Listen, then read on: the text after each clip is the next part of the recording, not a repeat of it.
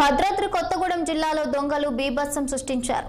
గత 10 రోజుల క్రితం దసరాకు తన భార్య పండుగకు బంగారం పెట్టుకోదలుచుకోవడంతో బ్యాంకుకు వెళ్లి లాకర్లోని 19 తులాల బంగారం తీసుకుని వెంకటేశ్వర్లు అనే వ్యక్తి ఇంటికి వస్తున్న సమయంలో సూపర్ మార్కెట్లో వస్తువులు కొనుగోలు చేసి అందులో పెట్టుకుని ఉండగా బ్యాంకు నుండి దొంగలు అతన్ని ఆటోలో ఫాలో చేసుకుంటూ వచ్చి ఆగి ఉన్న కారులోని 19 తులాల బంగారు నగలను 4 దొంగలు దొంగిలించారు.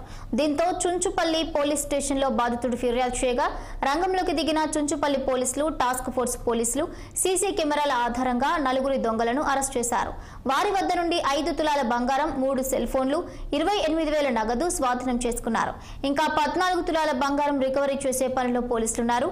దొంగలను చాకచక్యంగా ఛేదించిన పోలీసులకు, టాస్క్ ఫోర్స్ అధికారులకు రివార్డులు ఇచ్చినట్లు డీఎస్పీ అబ్దుల్ రహమాన్ తెలిపారు.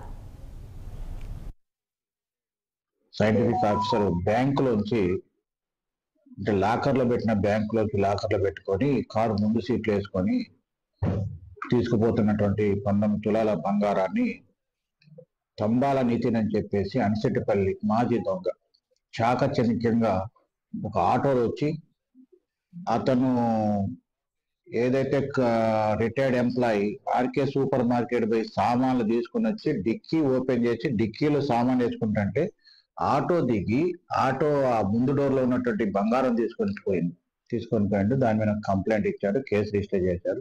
వెంకటేశ్వరరావు అని చెప్పి